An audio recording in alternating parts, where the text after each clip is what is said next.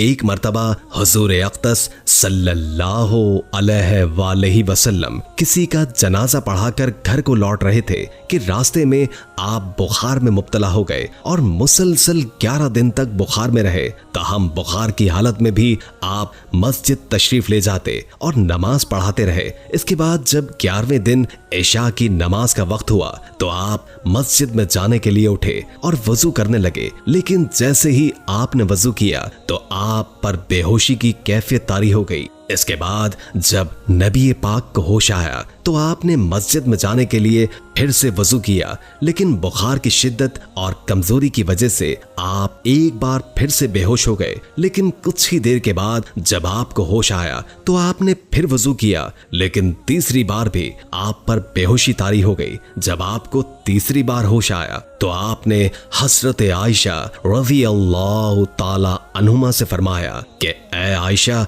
क्या नमाज हो गई है? जिस पर हजरत आयशा ने फरमाया, या रसूल अल्लाह, अभी नमाज नहीं हुई, मस्जिद में सब आपका इंतजार कर रहे हैं। ये सुनकर हुजूर अकरम सल्लल्लाहु अलैहि वसल्लम ने फरमाया, ए आयशा, अबू बकर से कहो नमाज पढ़ाए। इसके बाद जब हजरत अबू बकर रज़ी अल्लाह ताला अन्हो तक ये खबर पहुंचाई गई, अल्लाह के नबी का हुक्म सुनकर जब हजरत अबू बकर पहली बार अल्लाह के रसूल के मुसल्ले पर खड़े हुए, जैसे ही हजरत अबू बकर सिद्दीक रज़ी अल्लाह ताला अन्हो रसूल पाक के मुसल्ले पर खड़े हुए तो आप पर कपकपी तारी हो गई और आप रज़ी अल्लाह ताला अन्हो बेइख्तियार रोने लगे। जब हजरत अबू बकर रज़ी अल्लाह ताला अन्हो के रोने की आवाज हुजूर पाक के कानों में पड़ी तो आपने हिम्मत जमा की और मस्जिद में तशरीफ ले गए और बैठकर नमाज पढ़ाई। नमाज खत्म होने के बाद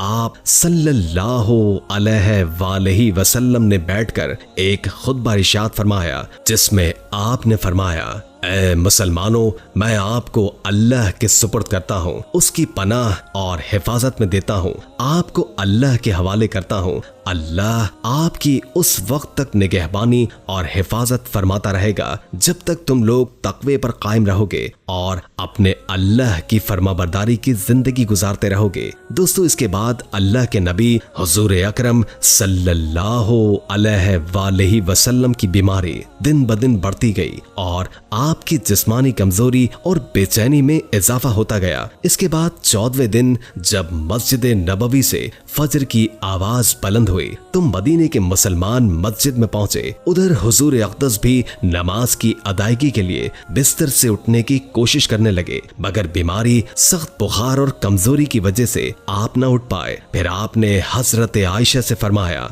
अबू बकर से कहो नमाज पढ़ाएं। ये सुनकर हजरत आयशा रज़ी अल्लाह ताला अन्हुमा ने आप सल्लल्लाहु अलैहि वसल्लम से फरमाया, हजरत अबू बकर बहुत नरम दिल इंसान है, आपके मुसल्ले पर खड़े होकर वो खुद को संभाल नहीं सकेंगे, उनके जिस्म में कपकपी तारी हो जाती है। ताहम हुजूर अक़दस ने तहकमाना अंदाज में हजरत आयशा रज़ी अल्लाह ताला अन्हुमा से कहा कि अबू बकर से कहो कि नमाज पढ़ाएं। ये खबर जब हजरत अबू बकर रज़ी अल्लाह ताला अन्हो तक पहुंचाई गई तो हजरत अबू बकर ने हुक्म की तामील में नमाज पढ़ाना शुरू कर दी। क्योंकि हुजूर अकरम का हुजरा मस्जिद नबवी में ही था, तो जब हजरत अबू बकर की आवाज आप सल्लल्लाहु अलैहि वसल्लम के कानों में पड़ी तो आपसे रहा न गया और आप 2 आदमियों के सहारे से मस्जिद में तशरीफ ले गए और आपने हजरत अबू बकर सिद्दीक की इक्तदा में नमाज अदा की। ये नमाज हुजूर अकरम सल्लल्लाहु अलैहि वसल्लम की आखिरी नमाज थी, जिसे आपने बाजमात मस्जिद नबवी में अदा किया। नमाज के बाद सहाबा हुजूर अकरम की हालत देखकर परेशान हो गए। इस मौके पर आपने कुछ अहम बातें इस उम्मत के सामने रखी। ये रसूल अल्लाह का आखिरी खुतबा और आखिरी कलमात थे। आपने फरमाया कि शायद तुम्हें मेरी मौत का खौफ है। सबने कहा, जी हाँ ऐ अल्लाह के रसूल, जिस पर आपने इरशाद फरमाया, ऐ लोगो, तुमसे मेरी मुलाकात की जगह हौज़े कौसर है। खुदा की कसम, गोया मैं यहाँ से हौज़े कौसर को देख रहा हूँ। ऐ लोगो, मुझे तुम पर तंगदस्ती का खौफ नहीं, बल्कि मुझे तुम पर दुनिया की फरावानी का खौफ है कि तुम इस मामले में एक दूसरे से मुकाबले में लग जाओ, जैसे कि तुमसे पहले यानी पिछली उम्मतों वाले लग गए, और ये दुनिया तुम्हें भी हलाक कर दे जैसे कि उन्हें हलाक कर दिया। फिर मजीद इरशाद फरमाया, ऐ लोगो, नमाज के मामले में अल्लाह से डरो, यानी अहद करो कि नमाज की पाबंदी करोगे, और यही बात बार बार दोहराते रहे। फिर फरमाया, ऐ लोगो, औरतों के मामले में अल्लाह से डरो, मैं तुम्हें औरतों से नेक सलूक की वसीयत करता हूँ। फिर मजीद फरमाया कि ऐ लोगो, एक बंदे को अल्लाह ने इख्तियार दिया कि दुनिया को चुन ले या उसे चुन ले जो अल्लाह के पास है, तो उसने उसे पसंद किया जो अल्लाह के पास है। इस जुमले से हुजूर सल्लल्लाहु अलैहि वसल्लम का मकसद कोई न समझा, हालांकि उनकी अपनी जात मुराद थी, जबकि हजरत अबू बकर सिद्दीक रज़ी अल्लाह ताला अन्हो वो तन्हा शख्स थे जो इस जुमले को समझे और ज़ारो कतार रोने लगे और बुलंद आवाज से गिरिया करते हुए उठ खड़े हुए और पुकारने लगे, हमारे बाप दादा आप पर कुर्बान, हमारी माएँ आप पर कुर्बान, हमारे बच्चे आप पर कुर्बान, हमारी मालो दौलत आप पर कुर्बान। हजरत अबू बकर रोते जाते हैं और यही अल्फाज कहते जाते हैं। दोस्तों, साहबा कराम नागवारी से हजरत अबू बकर सिद्दीक रज़ी अल्लाह ताला अन्हु की तरफ देखने लगे कि उन्होंने नबी की बात कैसे कता कर दी। इस पर नबी करीम सल्लल्लाहु अलैहि वसल्लम ने हजरत अबू बकर सिद्दीक का दिफा इन अल्फाज में फरमाया, ऐ लोगो, अबू बकर को छोड़ दो कि तुम में से ऐसा कोई नहीं जिसने मेरे साथ कोई भलाई न की हो और मैंने उसका बदला ना दे दिया हो, सिवाय अबू बकर के कि इसका बदला मैं नहीं दे सका।